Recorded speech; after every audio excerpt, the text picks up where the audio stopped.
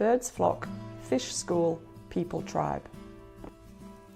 Welcome to Tribal Leadership, a look into the 5 different tribes that exist within organisations. Tribes are made up of groups of 20 to 150 people who determine the success of a company through the strength of the tribal culture.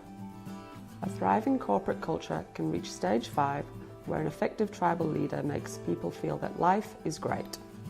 But before we get there, we have to start at stage 1, life sucks. This is Jane. She's in stage 1 along with 2% of all employed people. Jane is in a cycle of despair and hostility and feels as though there is no point in having values, vision or morality. People arrive at stage 1 in 2 different ways. They descend into this stage when their tribe disowns them, yet they're too loyal to leave. They switch to a stage 1 tribe because they feel as though their tribe doesn't get them. A person's stage is dictated by the language they use and the behaviour they display. Jane says, "Life sucks. I do what I must do to survive. It's not fair." Stage 1 people display destructive behaviour or descend into an addictive binge. Jane drinks herself into an oblivion every night and drags herself to work in the morning. Jane's relationship with others in stage 1 is unhealthy. She creates codependent relationships to support her addictions. In the workplace, this manifests itself as hatred for the company and active acts of sabotage. This ultimately leads towards formation of gangs, theft and antisocial behaviour. When she's around people in other stages, Jane feels alienated. Jane has been rejected by her tribe and feels lost. She doesn't understand why she should engage in positive relationships and often expresses a me versus them attitude. We can't just tell them their life doesn't suck, because their life does suck. By simply telling them that life doesn't suck, we run the risk of alienating them further as they view the world as inherently unfair and against them. We need to show them that life can be good. Go where the action is. Encourage Jane to have lunch with co-workers, attend social functions and go to meetings. Life works. Prompt Jane to notice ways in which life works, and what better life to show off than your own. Cut ties. Encourage Jane to cut ties with others in stage 1 that perpetuate her negative attitude. Don't look down on people, no matter their cultural stage. As a result, you'll slowly build rapport with someone in late stage 1. The biggest indicator of success is that instead of saying life sucks, Jane is now saying my life sucks. She's shifted from generalisation to specific gripes with her life not functioning as it should. This is stage 2 language. Jane has cut ties with other people in stage 1. Jane has moved from the despairing hostility of stage 1 and has entered the passive apathy of stage 2. On face value, this move appears to be a setback for Jane, but it is in fact a great leap forward.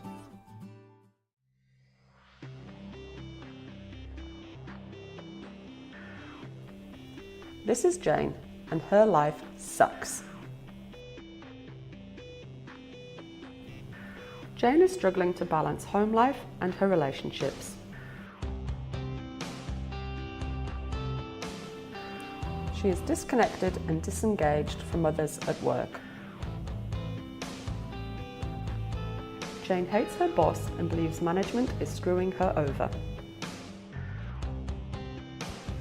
To overcome this, Jane needs to be helped to adopt zero tolerance to stage 1, life sucks behaviour.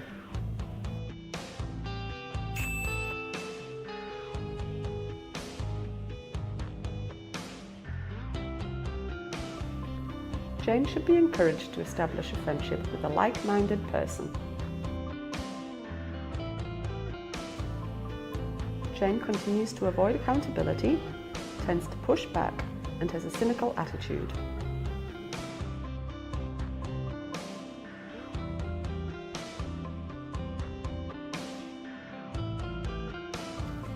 Jane sees her boss as evil and tends to cluster with like-minded people. If Jane's mentor acknowledged her importance to the business and recognised her accomplishments, then Jane would feel valued.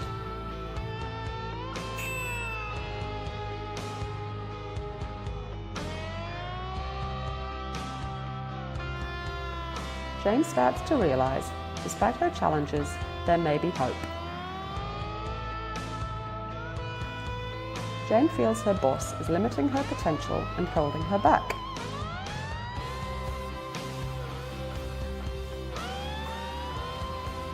She also thinks she will be great soon and is drawn to people who feel the same way.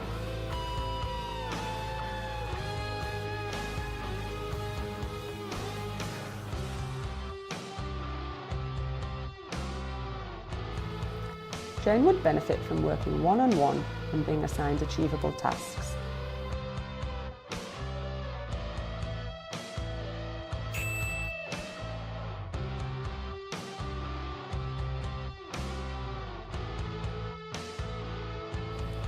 She should be supported to make friends who are of the "I am great but you're not" attitude. She will start to brag, name drop, and criticise others.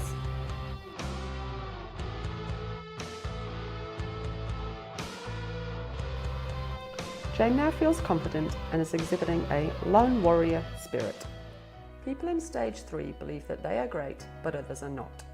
They are very knowledgeable and do a great job, however, it's all about personal victories. People in stage 3 act like lone warriors, but constantly complain that there's not enough time and no one is as good as them. Jane forms many dyadic relationships that function like a hub and spoke network. Jane controls all communication and decisions and prevents others from forming direct relationships.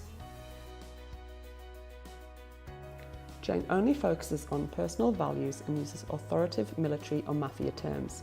Because of this, stage 3 leaders bring unnecessary burden for them, and it also limits team creativity. Around 49% of the world's organisations have stage 3 work cultures. Stage 3 language centres around "I'm the best" and "you are not", with phrases like "few people can match my skills", and they use gossip and spies to gather intelligence. In late stage 3, Jane realises that she is just a commodity and starts to seek new challenges. Jane uses leverage points such as 360 feedback. She needs projects which she can't complete alone.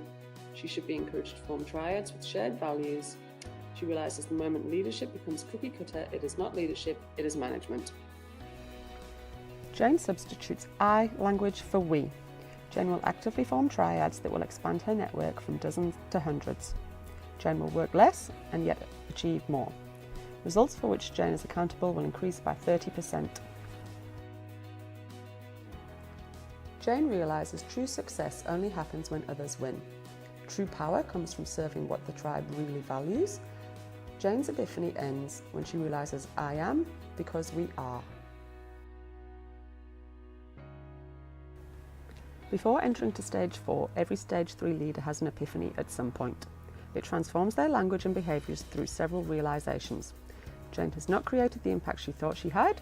She can't fix problems on her own. Never call someone stage 3. Encourage mutual contribution. Point out that gifts are different.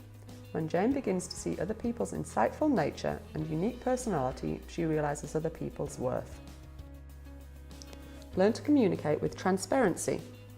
Introduce context to each other based on values and advantages. Jane's final thought. Jane didn't invent the triad, but she recognised triad's power. Jane is now in stage 4 of tribal leadership. The epiphany begins when the individual recognises that victories that were tribal were in fact only personal. Tribal successes, by contrast, are enduring and satisfying for everyone. The power in stage 4 is abundant. The more you give to others, the more you get back. The last epiphany Jane is having is that the only real goal is the betterment of the tribe. Jane now forms structures called triads, in which they build value-based relationships between others. Keep looking for new ways to express the values. An entire company that sees values as its Bible can move quickly, grow, and remain remarkably united, one of the hallmarks of stage 4. At the same time, Jane's words are centred on "we are great" and "they are not", referring to they as another tribe, whether they be in the same company or in another. The greater the enemy against Jane's tribe, the greater the pride. When Jane begins to cluster with people at stage 4, her tribe will radiate pride. Engineer an opportunity that produces a Stage 5 culture. As an example, IDEO's David Kelly tries to engineer this mood, what he calls child's mind. It's been there when he had some of his greatest breakthroughs, he said, recalling Stage 5 moments. When Jane's team hits difficulties, Jane points people to others for solutions. This encourages her to not solve problems, as doing so is consistent with "I'm great and you're not." Jane continues to recruit others to the tribe who share the values of the group's strategies. Bring together the tribe and ask the following question: what will propel us to the next level? Moving to Stage 5 becomes real when a group commits to a strategy that they think is beyond them and beyond any competitor. This would have an impact on the entire world. Jane is at Stage 5 of tribal leadership. Her life is great.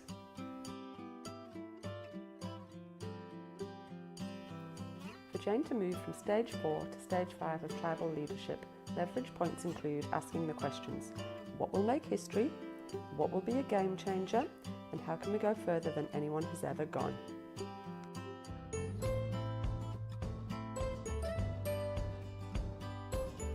Big deal scale. Tribes think beyond themselves and their competitors that would have an impact on the entire world.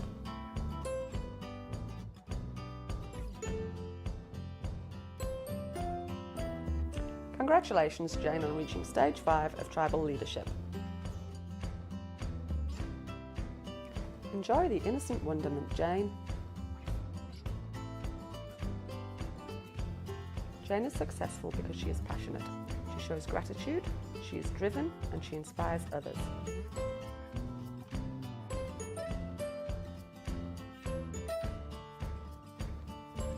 Jane forms ever-growing networks with anyone whose values resonate with her own.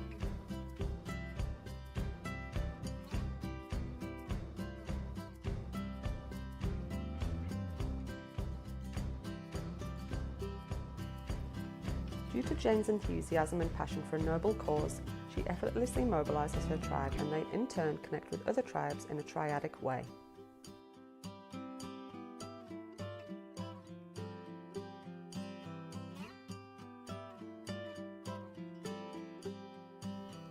Engineer your own opportunities in life. As much as Stage 5 is a wonderful place to be, Jane is self-aware that she may leap between Stage 4 and Stage 5 frequently. Jane will move into Stage 5 after she resets and a new opportunity is created or arises.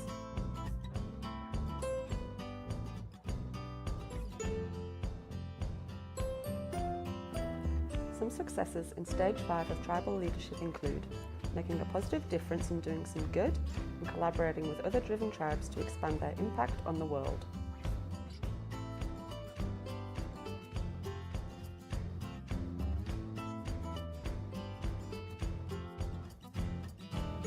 Thanks, Jane, for showing us the 5 stages of tribal leadership.